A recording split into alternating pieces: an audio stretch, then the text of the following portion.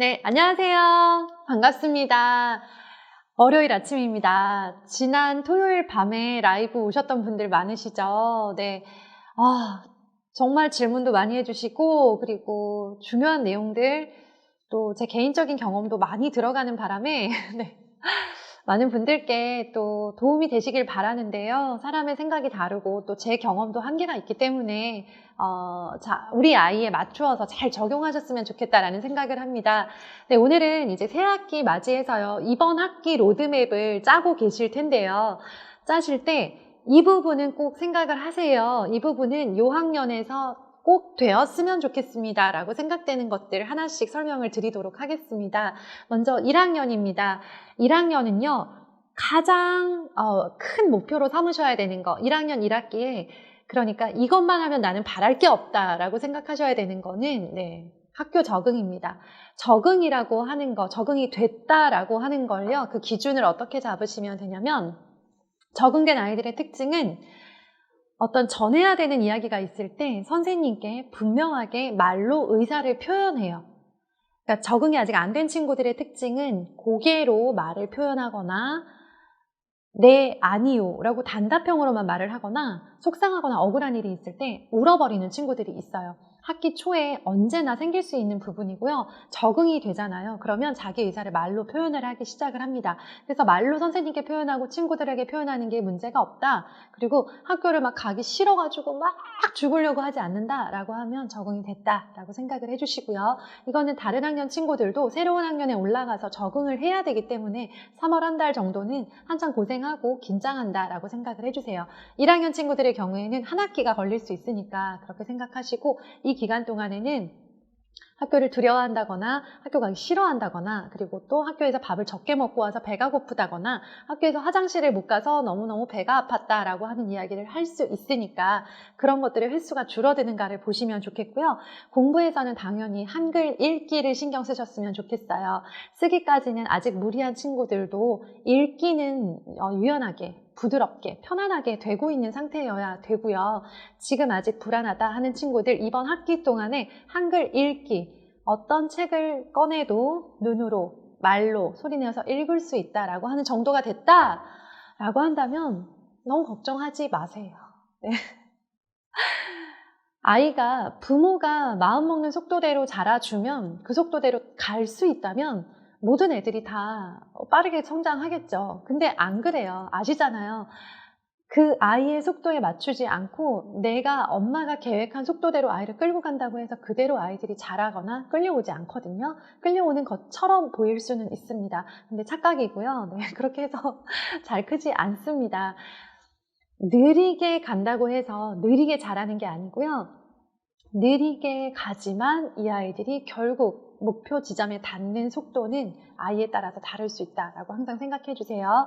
1학년의 목표가 너무 소박해서 실망하셨나요? 근데 이 두 가지가 제대로 된 아이들이 결국 자기만의 속도로 마구 성장을 하기 시작을 합니다. 2학년 1학기의 목표는요, 우리 친구들이 이제 학교 생활이라는 거는 굉장히 유연해졌을 것이고요.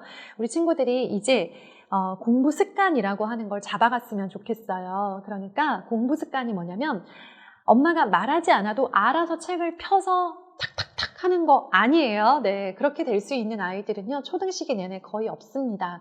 엄마가 이제 공부할 시간이야, 공부해야지 라고 말했을 때 뭘 공부해야 되는지 알고 있고, 그리고 공부는 의뢰하는 거다, 하기 좋든 하기 싫든 간에 하긴 하는 거다 라고 하는 것에 흔쾌히 동의된 상태. 그래서 풀던 문제집을 이어서 풀거나 읽던 책을 이어서 읽거나 라고 하면서 어느 정도 이제 습관이 되었다라는 느낌이 2학년 1학기에는 들었으면 좋겠어요.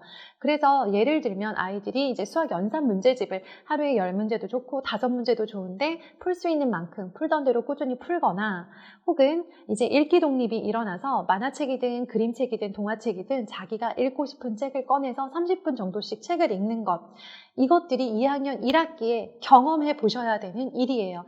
매일매일 칼같이 자라는 아이 너무 자랑하지 마세요. 네.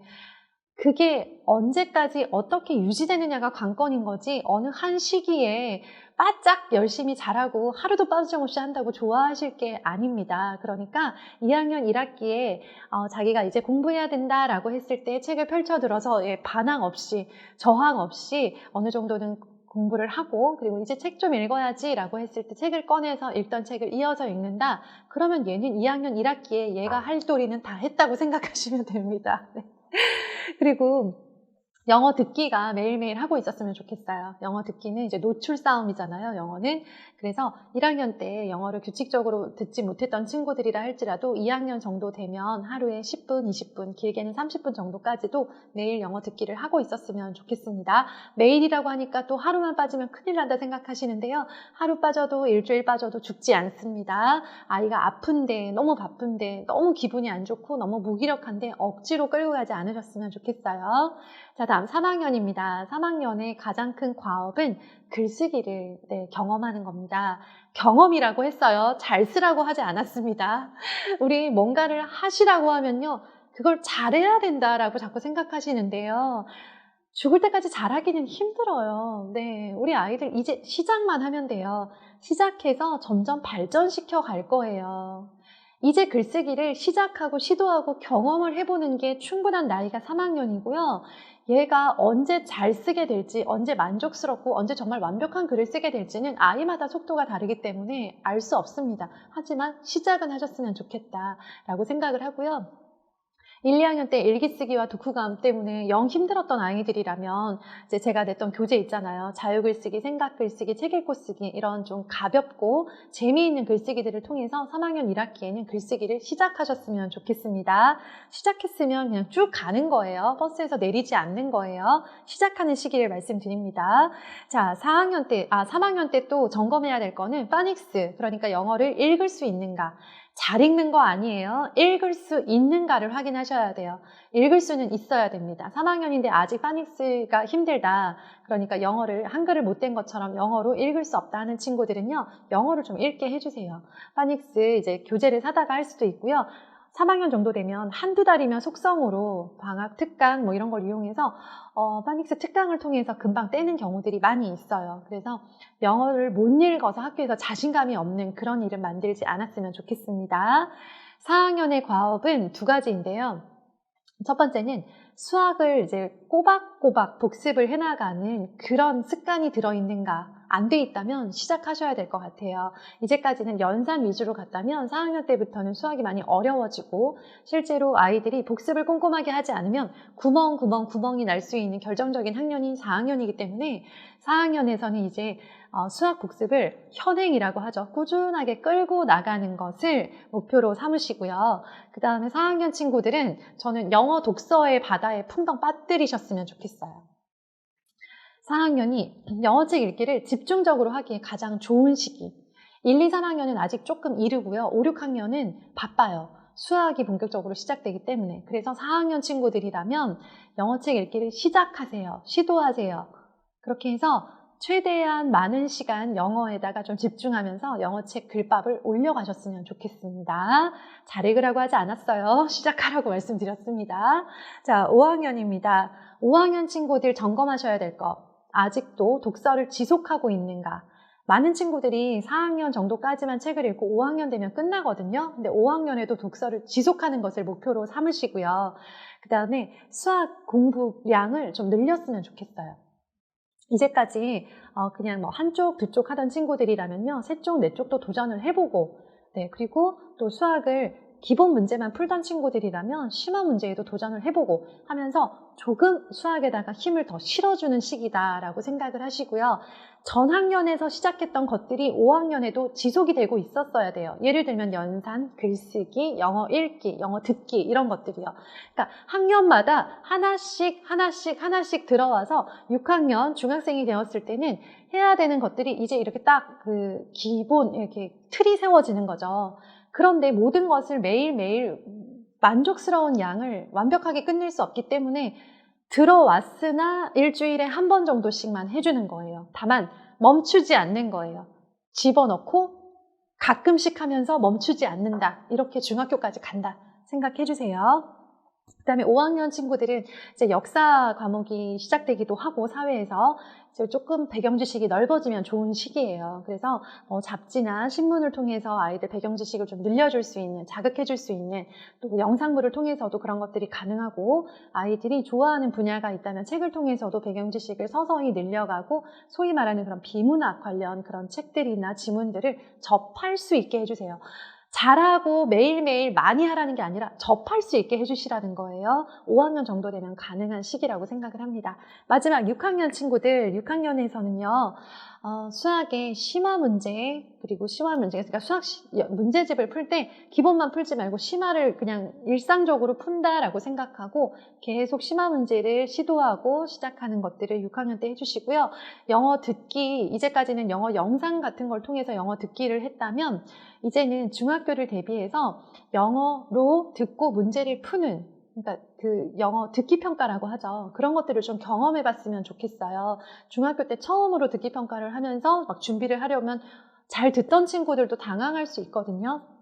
그래서 그걸 위해서 EBS 중학 사이트에서 영어 듣기 평가 기출 문제를 확인하실 수 있고요. 그런 모든 자료들, 사이트 제목 이런 것들은 제가 저희 슬기로운 초등생활 네이버 카페에다가 슬기로운 중등생활 코너를 마련을 했고 거기다가 다 이렇게 하나씩 올리고 있는 중이니까요.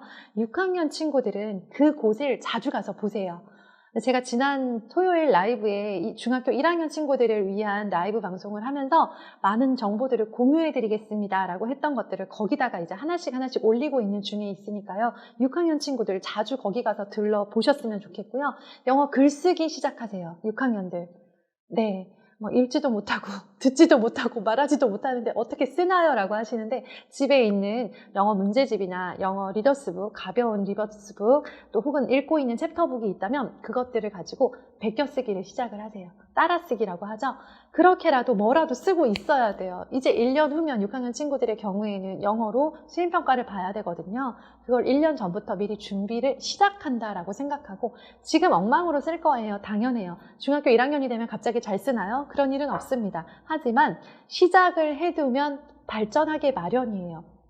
제가 오늘 드렸던 1학년부터 6학년까지의 해야 되는 시작했으면 좋겠습니다 라고 하는 것들의 공통점은 시작해두고 유지하면 분명히 성장해요.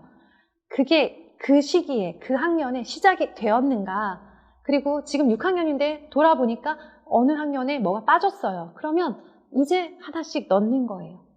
초등학교는 중학교, 고등학교에서 필요한 국영수의 기본을 다지는, 기본을 탄탄하게 다지는 시기다라고 생각을 하시고 학년마다 필요한 것들, 그리고 지금 제가 말씀드린 것 중에 빠진 것들을 점검하면서 중학생활을 준비하셨으면 좋겠습니다. 우리 초등 이제 입학시킨 어머님들 막 자꾸 중학교 타령해서 그렇죠? 세월 금방 갑니다. 엄청 빨리 갑니다. 아시죠? 네.